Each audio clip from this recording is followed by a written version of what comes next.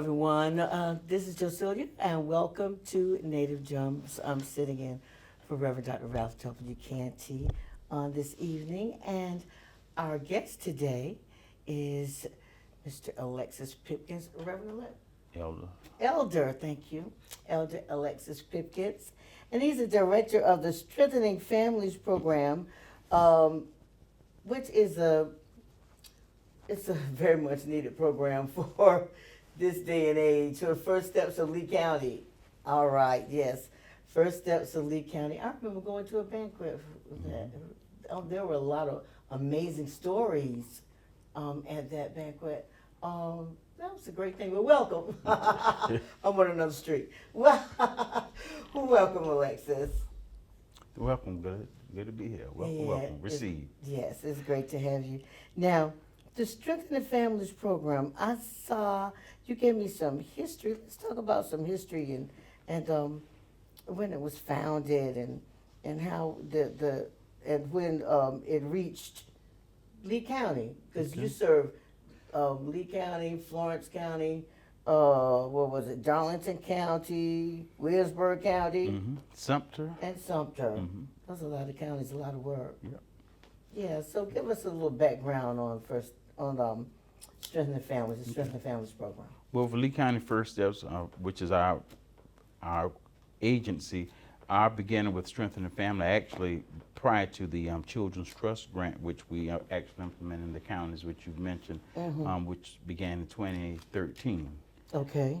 We actually were implementing it with our adult ed in Lee County at the time, and then director came to us in terms of trying to find a parenting program that we would be able to provide support and services, which is what we call parent and child time. And so the Strengthening Families Program was the program that we selected, and we also had individuals throughout the region and the state who came and were also trained in the curriculum. And that provided our segue into the Strengthening Families Program. And then a few years later, Children's Trust opened up a grant opportunity that we actually applied for, and we were part of the second win of the first year of the Children's Trust, implementing the program in 2012. So, and this is 2025, and our expansion has grown from just little old Lee County, and then we went from Lee to Darlington, Florence, Sumter, Williamsburg, and back to Darlington again. So it's a powerful program in terms of providing support and services to parents and children. That's awesome. And like I said, that you have many counties, so that's a lot of work. You have a great staff, I'm sure, that helps you. Yeah, we've got a great team. I have two program managers, Ms. Mamie McKay and Ms. Bessie Sanders Gordon. We split the counties up, and then we work with site coordinators in each of the areas. And a part of our role has been to ensure that we've developed capacity. And when I say capacity with the site coordinators, we're developing other leaders who can take on leadership roles in terms of managing the sites, because the site coordinators play a pivotal role in terms of recruiting staff, also recruiting families, and also making connections with the local community. So one of our tasks has been in the 5 counties that we're in, also trying to grow staff. And these individuals serve as independent contractors or consultants with us. And they make a world of a difference in terms of making sure that the fidelity of the curriculum is followed at all times, and also ensuring that families, any barriers that they have, they provide those barriers to us so that we can eliminate barriers to ensure that families can actively engage in the program during the 11 nights or 11 sessions that they attend. Oh, okay. So how what's the process for families to be a part of this program? The process, really, any family can benefit from Strengthening Families. So that misnomer we want to make certain we throw out that it's only for certain people, understanding that the crux of the program was developed around in terms of people say, well, maybe this group or that group. That's not the case, because all families have some type of ACEs or some type of issues, or all families also come with strengths. And because of that, we engage anyone, if they have a child that's age 6 to 17. So I like to make sure that we throw that out there. Okay. That is the prima donna, or the requirement that you've got to have an age eligible child. Okay. Age 6 to 17, and it can be the parent, the grandparent, the aunt or uncle, the person that is involved in the child's life. It can be a cousin, and they come and they participate with the child during those 11 sessions. And in several of the counties, some meet once a week, some meet twice a week. So depending on what the staff decide in the local community, they will meet over those periods. But they have to meet for 11 sessions. Okay. And after, it's not where people can roll in after night 4, after night 3, that solidifies the group. That is that group that will make up what we call a cycle. Okay. And they will attend and participate throughout the course of the 11 cycles. And each cycle starts, the first thing that starts out with is the meal. Then the parents go to a session, then the children go to a session, and then they come back to what's called the family skills. Okay. And that's the piece where they actually take to practice the skills that they have gained from the evening session, that we want to ensure that they exit and they will retain those types of skills to make their family stronger and much more effective. Oh, that's wonderful. That's wonderful. Is it difficult to get families? It is not all. In some communities, I don't like to say difficult, Right. but there are challenges that may be Okay. presented. And for example, sometimes when a family may start a program, the parent work schedule may be one way, but then once they get started, it may change. So what we always try to do when they have those types of difficult issues, or if they have challenges, what we try to do is encourage families to have someone else to be a part of your family as well, so that the family can still complete the program. And one of the challenges sometimes that's presented to us is getting men involved. So what we've put before us, because our funds we want to see more male involved. Right. And men also bring a lot of richness to the conversations and discussions as they cover the curriculum, that we put additional incentives in place for men to participate. And in fact, tonight we had a graduation down in King Street. And as I was making my comments to them, I said, I acknowledged the 2 men that had graduated with their families. So the piece in terms of the challenges or difficulties that may present, we try to ensure that staff, we come together and do some SWOT analysis to ensure that we eliminate those types of barriers. Transportation in some locations may become an issue. One of my earliest remembrances when we started Strengthening Families, we went down to Lynchburg, and church. We were actually at a church in the community, and when we planned in mind that we're in rural Lynchburg, and we were planning that we need to ensure that we had transportation. And one of the churches had a van, and the church had provided the utilization of their van, and the uniqueness of what the family said, we're glad to have this program. And you know what? We will carpool. So that ended up becoming a value add. So what we initially thought was a barrier ended up not being a barrier. So every community has its own unique opportunities. And so that's why when the site coordinators and the family coaches is what we call the individuals who provide the instruction and support for the sessions, they engage them and they provide during their evening wrap up the information so that we can ensure that whatever they need to eliminate barriers, that we provide those things. And so sometimes we have to provide cabs in Lee County. We also collaborate even with our local transit. So we find unique ways and try to find partners, even churches that provide support as well. And there are people out here that are willing to provide those types of support and services to make things happen for the community. That's great. That's great. I tell you what, it sounds like it's a really great program. There should be a waiting list. Well, there should be a waiting list. in some communities, we have longer. We always, the philosophy is when our program ends, we're supposed to have a waiting list. Okay. So that also establishes with our funder that we have people that are ready. Right. And now, of course, sometimes what happens, the point that you said, that once we get ready to start that night 1, and then when the site coordinator makes contact, say, well, my work schedule has changed, my family's changed, or we may have moved out of one area, and that may not fit that time. And as I'm reflecting, we're coming down to some graduations. Last week, one of the groups that finished, one of the young ladies had started with one group, but she didn't graduate. And so one of the family coaches said the young lady called and said she wanted to come back through the program. So their team's discussion was, well, this person had gotten so close, and we had lots of services. We actually had provided transportation for this person. And she said she didn't want to finish. And even in terms of, I actually sent a staff person to the home to knock on the door. But she did not. So from the administrative end, someone would say, well, why would you want to still come back after that person? Well, guess what? The staff said, well, everybody deserves a second chance. Yes. And that mother and her child completed the program. And not only did they complete the program, but for their graduation, she actually was the person that emceed. So it's about families. You know, sometimes people write families off, write individuals in their family off, but that's not what we should be about. It's about strengthening the family. There you go. So by ensuring that, for the sake of her coming back through when she didn't complete, this is something now she and her family, they completed together. So we never know what things happen in people's lives. That's right.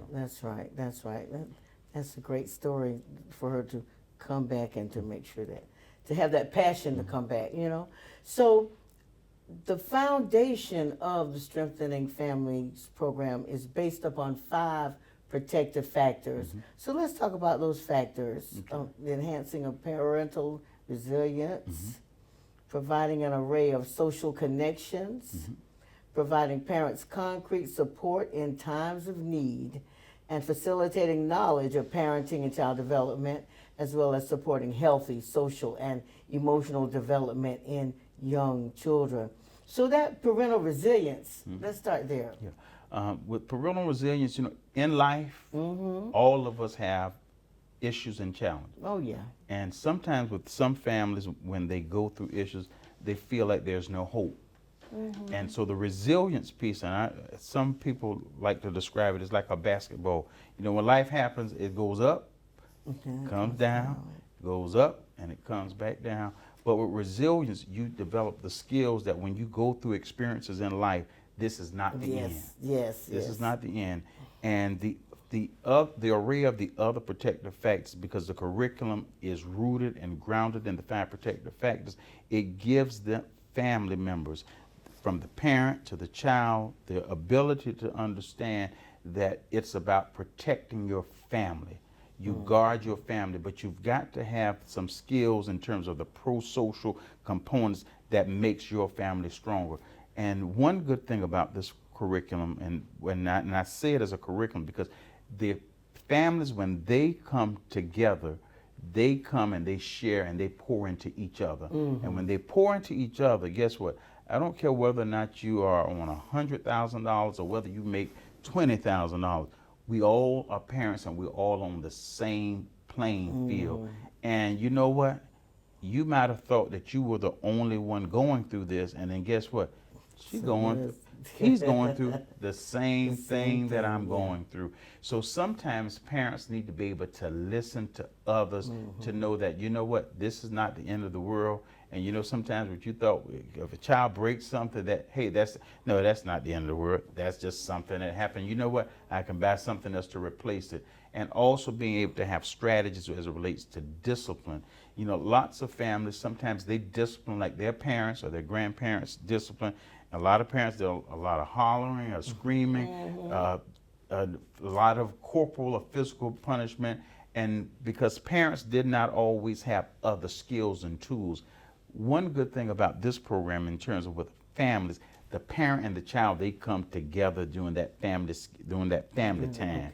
And you're working on skills. For example, one of my favorite ones is the spinner game, in terms of being able to understand that discipline is not just negative. Discipline also has a positive approach. But if you have never had the opportunity to have some level of instruction and then also to engage your child in the process, then old people used to say like this, whatever I say is it. Children are to be what? Seen and not heard. And if that is a philosophy that has been transferred to one generation to another generation, and we call that a two-gen approach, when you don't understand that you've got to know how to engage. And from the faith-based components, is train up a child in the way he should go. Yeah. Training is teaching, but you can't teach that which you don't know to teach. So because we are parents, that don't mean we get it right all the That's time. right. So understanding those 5 protective factors as a parent, and also ensuring that your child also understands it brings a commonality together where you're able to interact and to relate with your child. And SFP is an effective way to put these practical skills into practice. And when they do have that family time, they practice. And then they have home practice where they're able to practice again. And then they come back and then they share it. And then that next week when they come back over that meal time, then what the family coaches do, they circulate throughout.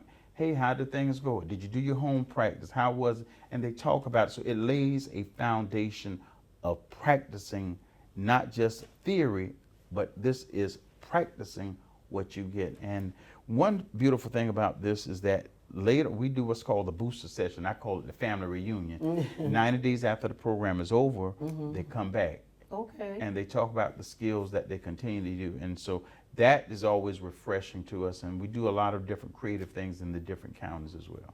Now, earlier we were talking about the table. Yep. The table.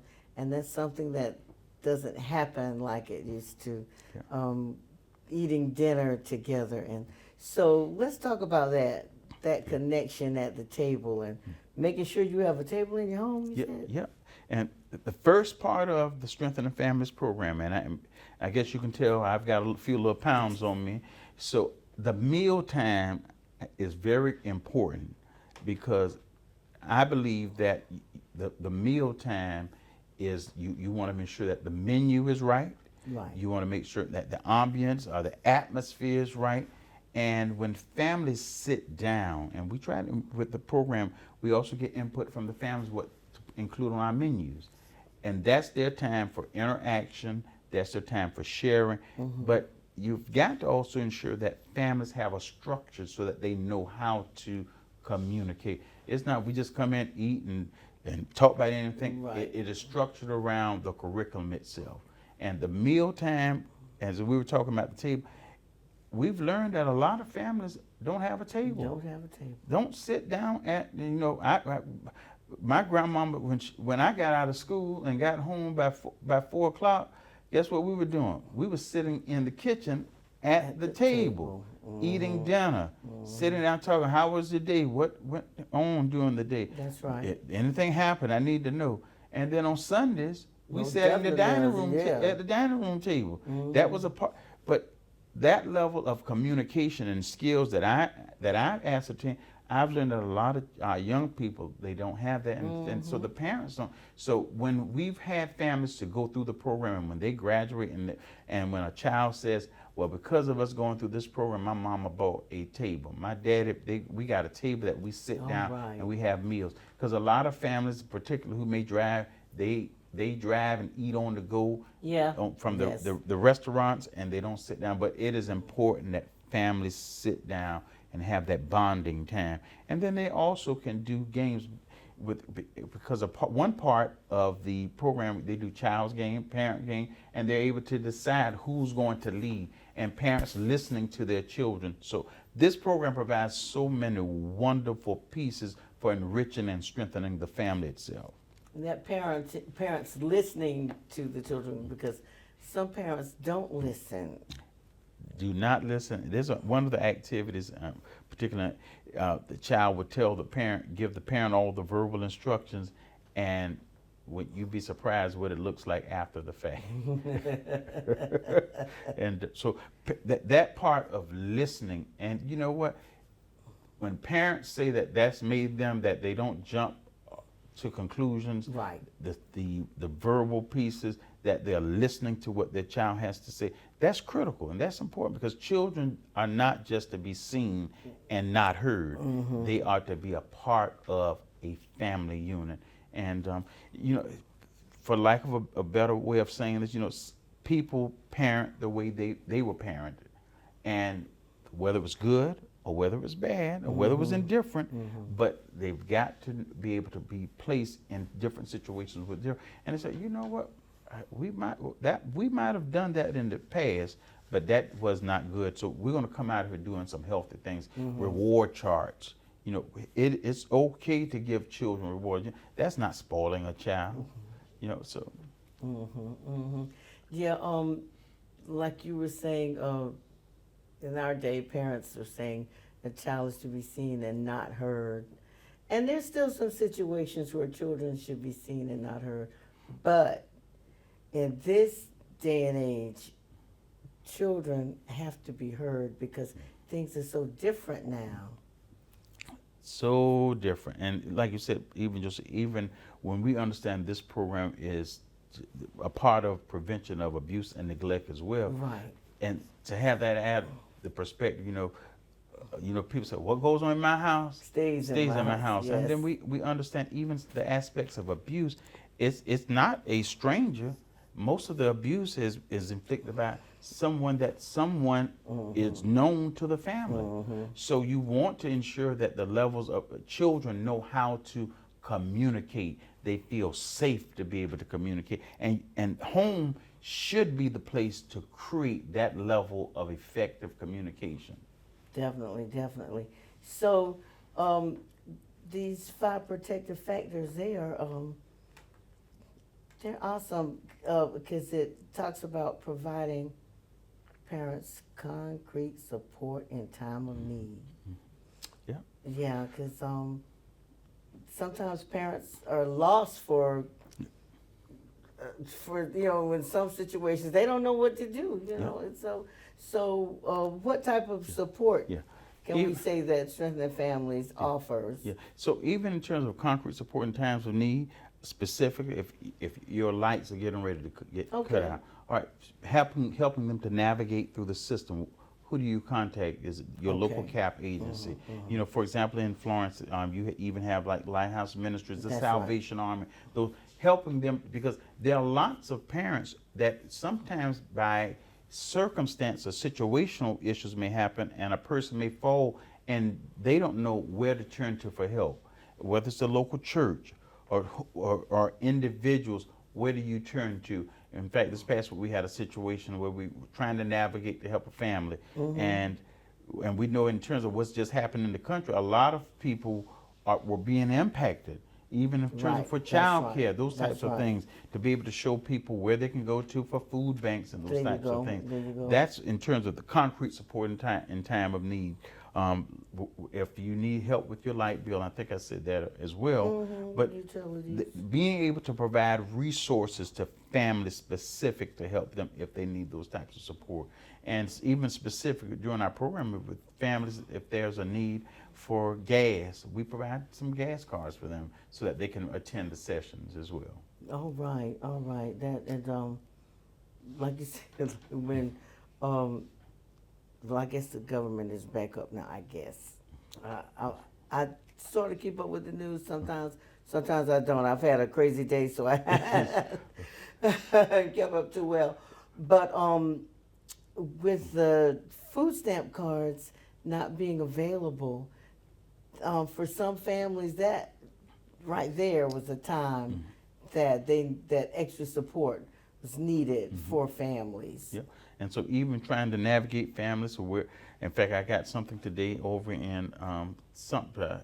Someone sent something, be at the gates at a certain time, and I think it's on a campus, that folk would be able to come through and get food. Wonderful. And so we actually, from another program that we manage, we actually had this entity provided us with $100 for 100 people. That's $10,000. Oh, wow. So we had to navigate to put everything together. So, and what we also do sometimes for things, provide food boxes for the families that are in our program. Yes.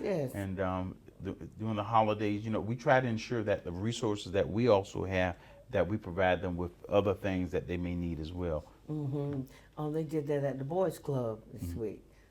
They provided 400 food boxes for the community, which I thought was wonderful. Yeah. Like you said, PDCAP, they do a lot of different, offered a lot of services, utilities, Duke Energy, and things of that nature.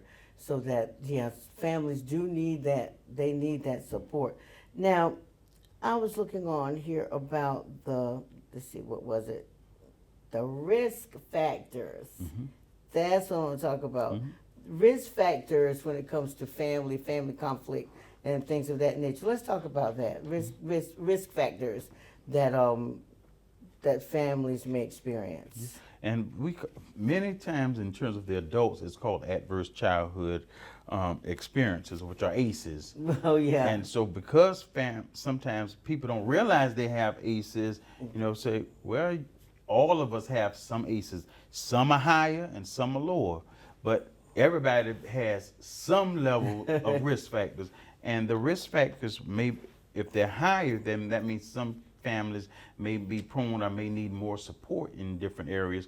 But for example, if it's alcohol, drugs, it's violence, those types of things, you want to make certain that when we go through these programs, we acknowledge that these are issues.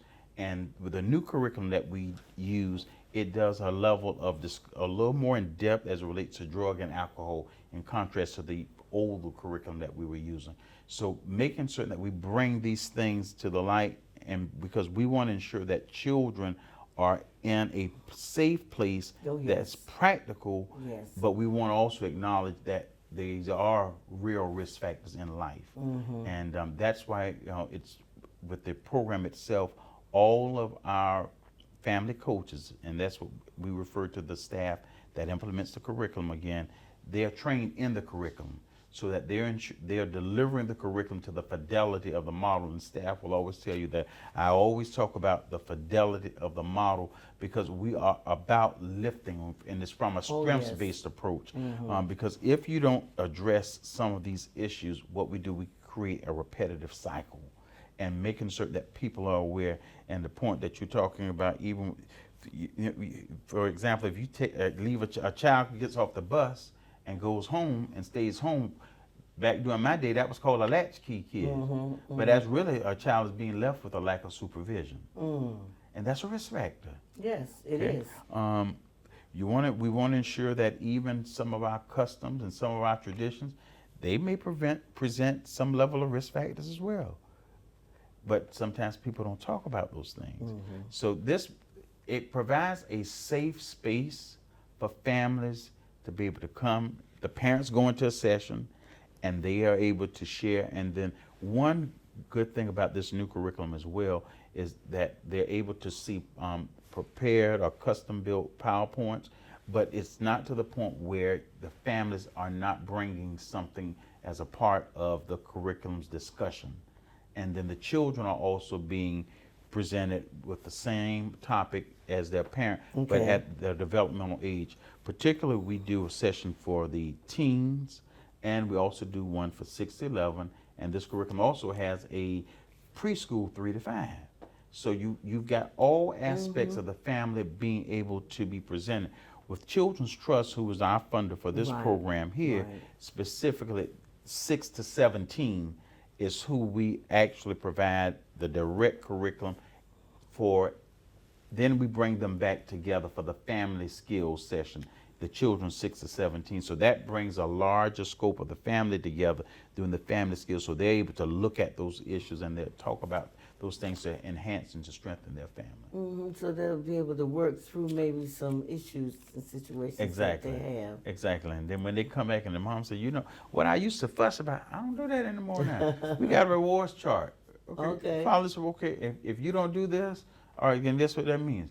You don't get to do that. And then family meetings, which are a very, very important part. And I go back to that, children being seen and not heard. Yeah. Okay. When you have a family meeting, you discuss, and some children are incorrigible, and some children can be a challenge. Yes. But you've got to lay the foundation. Now, I'm not saying that this starts out on night one.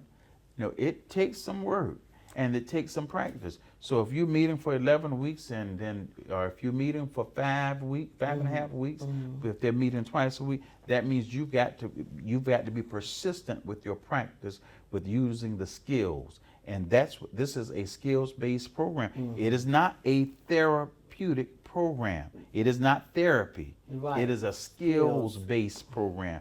Now, it may have some aspect, but it is not meant to be therapy. It is not therapy. It is not counseling. It is a parenting skills-based program. So I want to make sure that's really clear, and then following that fidelity. Yeah, that's hands-on. A hands-on situation, and that's what's needed. I know therapeutic is good and it has its way, but that had another beats that hands-on skills, and then in doing that and bringing that family together, then that bonding factor comes in. Yep. Spending that time with. Yep. Spending that children. time, because I tell you, when you see families, and sometimes now I realize I'm working so hard to try to put food on the table, pay the light bill, pay the water bill or the gas bill, take care of the utilities, all the other things that go along with parenting. Right. But I don't want to miss the bonding time. And I like to always say this: you got one time to nurture, and if you don't do the nurturing, it costs down the road. Oh yeah. So, but guess what? But as long as they're still under your roof, you got time for that bonding and that nurturing. So, and then when parents talk about when they've gone through this program, I realized I was doing all the screaming and hollering because guess what? I hadn't bonded with my child. So, and that's self-revelation. That nobody has to tell you that. Right. And so coming in, pulling that, and then also parents understanding the importance that we've got to monitor our children. Oh yes. They're not, Yeah. Some people let kids go in and just watch TV or what. Listen to all kinds of crazy music. Exactly. And then we say, well, so being able to incorporate that into your family, those are skills that families need. A lot of times people say, well, the world's this. Well, the world is only made up and is only a reflection of the people in our community. And so strengthening families, in my opinion, is good for any community, any grandmama. You can come through with your grandbabies. Anybody, all of us, even my wife and my oldest child, they went through, my oldest child, but my youngest child at that time, the 6'11", and that was my introvert child. And I mean, in terms of, but she could tell you those rewards and those types of things made a difference. So, and it's bonding, and that's what I believe. Yes, yeah. I believe in this program. In terms of the family time, for meal time, sitting down, Sunday dinner, during the week, that should be a practice. And we know that some families, some parents, they work during the day. So, but you need to be intentional about setting some time for that. I was about to ask you about time management because, like, for instance, I left home this morning at 8 o'clock, and I haven't been back home yet, and it's 12 hours has already gone by. Long time. So guess what? When you get ready to do that breakfast in the morning, even if you don't sit down and just eat the grits. but we find some level of being intentional to make certain that we plan, and even letting the kids help set the menu. Giving them, when I came up, whatever grandmama cooked, that was it. That was it. But what difference does it make? Okay, and then that also let them be a part of preparation of the meal. When we came, you don't play in the kitchen. But those are also skills that the children are developing. And we're going back again. Kids are not just to be seen and not heard. Yeah. Just so seen and not heard, not seen. We want to develop some skills with our children. Yeah, like we said earlier, it's a different day and age now. Different day and age. I tell you, so about how many graduations do you have within the counties each year in each county? Typically, we are funded about 11 to 12 cycles, and that's basically 2 But we've been fortunate that our philosophy is we try to be good stewards with the funds that we've gotten. This year we will have implemented 17 cycles. Okay. So that roughly means, and our staff has done an excellent job. Two things that's important: recruitment and retention. And the retention is where you shoot to ensure that you graduate at least 10 to 12 families. And for example, there's out of the groups that are graduating now, we are running 7 cycles. And there's only one group at this junction, and the staff has tried everything to retain, but there was a change in the young lady's work schedule, and the man of the house is not coming to the next level to help. So they will be the only group out of this group that will graduate 11. Oh, okay. Everybody else is on target for their 12. And it's hard work to try to make certain that you stay in contact and communication with people. Right. If there are barriers or something changes, or if you need to try to get somebody else to make certain that the family still graduates. And grandmama can participate with them. Aunt or uncle can participate to ensure that the family graduates on time. Oh, okay. All right. Well, our viewers would need to know that the Strengthening Families program is offered here at Savannah Grove Baptist Church. Elder Pipkins directs that here at the church, and so you said we'll start one up possibly in the spring. I think we're supposed to be back in February, and we just because we were here in the spring of the year. Okay. Spring 25, so we're supposed to be back. We finished up. We were over at New Ebenezer. Okay. And so they hosted 2 there, and we got 1 that's finishing up. So we're supposed to be back here. And Reverend, in fact, I will say this as well. Before the pandemic, Pastor Cantor also was instrumental with helping us to get into the Savannah Grove community. And I don't know if you remember or not, when we had one over at the Savannah Grove Elementary School. I remember. And in fact, several of Savannah Grove parishioners actually volunteered and helped us in terms of recruitment. And I can't think of the young lady's name, but she was very, very instrumental with coming in and providing support with us from the community as well. Great, great. I remember Dr. Singletary was there for the graduation, I believe. Yeah. Wonderful. So, if they want to participate in the engagement program in February, how do they do that? Well, I know we've had some flyers should be here at the church as well, but they can contact the Lee County First Steps office, 803-484-5110, 803-484-5110, and talk to any of our staff members. They can also go online and look Children's Trust, and they can do a referral form and complete that, and then that'll come directly to us as well.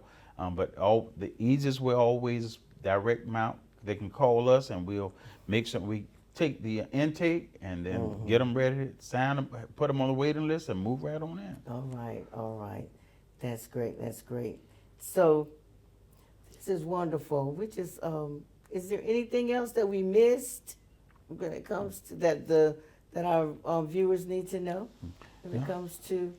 I think the piece that you just hit really in terms of for the Strengthening Families program, even though we have staff that help, it's always good to have volunteers. Men groups, in fact, can always be a part. And what we started doing in all the areas as well to show collaboration and community partnership. Each of the cycles for 2 of the meals, they get community partners to actually provide that level of support. Wonderful. And so a simple meal, even hot dogs, or they can make contact, and then they can also come in and be volunteers, because there's always opportunity and room for volunteers to provide support for other things that we do. And we are big in terms of trying to provide support and services. And as I said, once the program is over, that's not the end, because they have connected and they've made life-lasting relationships. As I was saying to you, even reflecting upon with individuals that I know, once it's over with, they maintain relationships with their family coaches, and those relationships become familyship. And that's really what the whole goal is, that you've got some connection, and the point that the protective factor, knowing where to turn to for help, and those concrete supports in times of need, knowledge of child development, the parenting, because it takes a village, and that's really what the Strengthening Families program is really all about. Yes, it takes a village. It does. Well, thank you ever so much for joining us here today. This has been very enlightening.